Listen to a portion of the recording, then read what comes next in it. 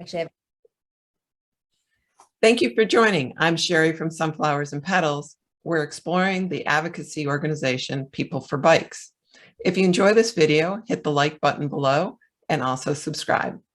Joining me is Jenn Dice, People for Bikes President and CEO. Welcome, Jenn. thank you, Sherry. Nice to be here. So you are an avid mountain biker and you've raced Leadville numerous times. How did you first get into biking? My dad taught me how to bike when I was little, like a lot of people. But in high school and college, I had an old mountain bike and I went to school in the Midwest. I went to grad school in Kansas and undergrad in South Dakota. And we have tons of dirt roads. And I would just go out and get lost on the grid of old farming dirt roads on my mountain bike and just truly fell in love with exploring all these little communities in Kansas and South Dakota. Great. So what was the professional journey that landed you as president and CEO for People for Bikes? My educational background was public policy, government, and lobbying. And I was a lobbyist at the state capitol in Denver for cities and for counties. And, absolutely loved, I love state legislatures. And I moved to Colorado, had a mountain bike, but I wasn't really using it on single track trails. I was using it on dirt roads. And I met all these great people in Colorado that loved a mountain bike, and they taught me how to do it. And I had personal heartache. I had broken up with a longtime boyfriend who I loved dearly. And it was January, and I'm like, I need a goal. And so I signed up for the Leadville Trail 100, which was 8 months later. And fear is a great motivator. Yeah, fear is a great motivator. So 8 months later, I did my first, mountain bike race in 100 miles, and it wasn't pretty, but I finished. And really just setting a goal and falling in love with mountain biking and trying to achieve the Leadville 100 was sort of what really got me into mountain biking. And then how did you end up at People for Bikes? I signed up for IMBA along that. And IMBA is the International Mountain Bike Association. And I worked there for about 10 years. And their executive director, I met at a bike swap, and he convinced me to leave lobbying and come to bicycle advocacy. And so it really is intriguing that I could marry both my day job of lobbying with my favorite passion, riding a mountain bike. And so I started out at IMBA. Tim Blumenthal came over to here, Bikes Belong, or People for Bikes, and brought me with him a few years later to create the whole government affairs program for the bike industry. So I've had almost 20 years of working in bike advocacy and in the bike industry. And, I've loved it every step of the way. Wow. The cycling industry is so male dominated. Do you encounter any barriers? I mean, obviously you've grown, so.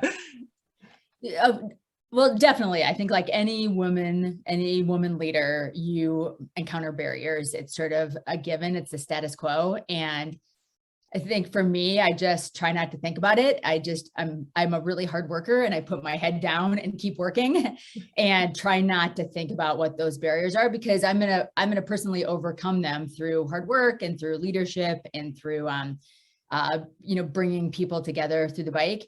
One thing that I've really enjoyed in the last year being the CEO now is now that I get to make the decisions, salary equity, pay equity.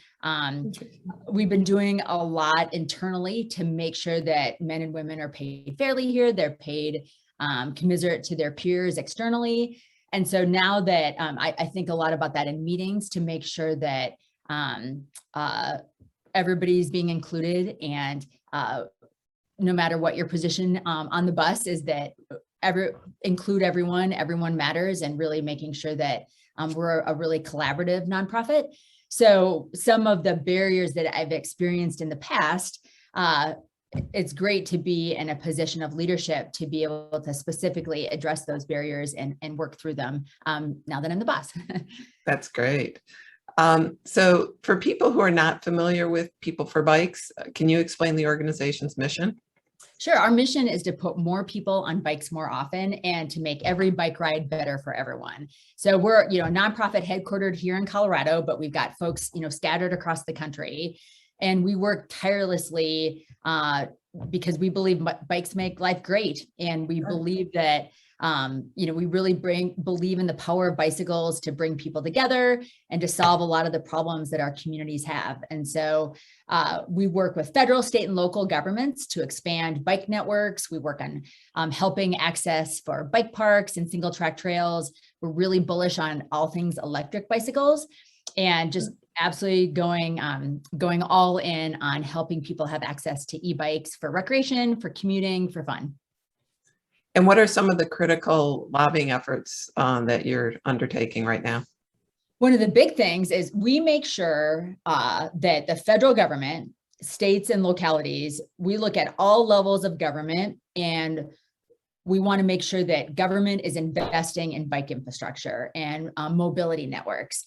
So a big initiative right now in Congress is making sure that Congress funds all those bike networks, paths, single track trails, bike parks that we know and love, and really building connections between the networks that are already out there. So big initiative number one is making sure the transportation bill passes with a lot of cash for bikes and bike infrastructure. And then we actually also have our e-bike act right now. And that is, if passed in Congress, you would be eligible for up to a $1,500 tax credit on the purchase of an e-bike. And we believe that is a great mobility solution, makes biking much more accessible to more people. And the e-bike act, if you want to write your member of Congress, we'd appreciate it, because we have a long road to haul, but the e-bike act is one of our biggest initiatives right now. When is the e-bike going to be voted on? Hopefully it's part of other packages that are moving through Congress. So it won't be voted on its own, but we'll make sure all of our 1.4 million members know. And you can sign up for People for Bikes at PFB or PeopleForBikes.org. And we'll let you know when any major pieces of legislation are moving through Congress and you need to act. Great. And I'll add the link also in the blog for you. Thank you. So how is People for Bikes helping to make the cycling and cycling industry more diverse and inclusive? A lot of ways, actually. So a number of our programs really work with communities on building mobility networks, connected bike networks to all neighborhoods. And they do it in a really intentional, thoughtful way in terms of making sure that local planning is done with local communities in mind. And so a big part of our work is making sure that the bike network reaches everywhere and is welcoming, that we have a better bike share partnership as well to make sure that bike share reaches underserved communities. And we have an industry committee that just formed actually back in January with all sorts of industry leaders really tackling how do we make the bike industry more diverse? How do we have great outreach and talent and retention to make sure that BIPOC communities, to make sure LGBTQ communities, that the bike industry is an appealing, great place to work. And we have a ton of work to do. Yeah. Almost every leader I talk to in the bike industry is talking about what do we do to make bicycling, bike advocacy in the bike industry more inviting and inclusive. And we're just at the very beginning of a very long journey. Yep. Well, I appreciate your efforts in that. So People for Bikes has an app called RideSpot. Tell me a little bit more about the app and the cool features it offers. Great. We'd love for everybody to download RideSpot. It's free and it's all about great rides, showing your community where to ride and who to ride with. So yesterday I'm out on a commuter ride. I start my RideSpot app. I took a couple pictures of it. I got done, and it's like Instagram meets Google Maps. Okay. And it's all about just making sure people have a great time riding and that they have an easy way to share their love of those rides. So one of the things that we're most proud of is we have a RideSpot Ambassador program, and we would welcome more applications. These are people that just love to ride and love to get other people on bikes and tell the story of great rides. Because we know if people can't see themselves on the ride, if they can't see other people that look like them on the ride, there's so many barriers to cycling that if we can show the terrain, the trailhead, how much fun you're going to have on the ride, maybe where you're going to stop for water or a bathroom break or ice cream with the kids, we know that that'll reduce barriers to cycling. So it's basically pictures, imagery, and routes of great rides. Great. So with the ambassador program, what would make an ideal ambassador and how would somebody apply for that?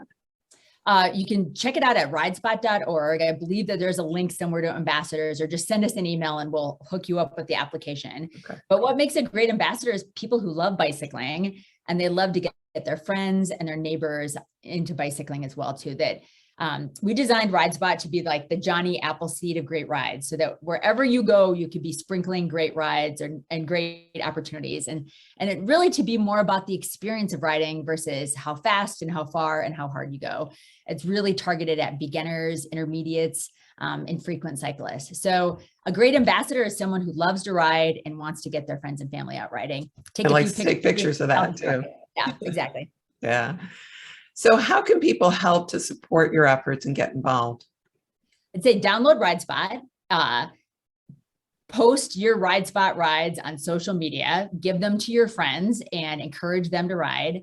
And part of RideSpot as well too is you'll be growing our grassroots army, so that next time that e-bike act gets before Congress and we need a vote from constituents to make sure that that bill passes, we'll come back to you and say, hey, would you mind calling your member of Congress, or, write your mayor, or whatever the specific issue is. It'll be our call to action to get people involved. Great. So Jenn, I appreciate your time today, and thank you for all you and People4Bikes do for the sport. Is there anything else you'd like to add before we finish up? No, I just thank you for getting so many people on bikes. Thank you for your blog. Thank you for your videos, and just like the legacy that you're leaving for more and better riding. So oh, you're so sweet. Grateful to be here and just happy to help in any way. Great. Well, thanks for watching another Sunflowers and Petals video. If you enjoyed this video, hit the like button and make sure to subscribe, and enjoy the ride.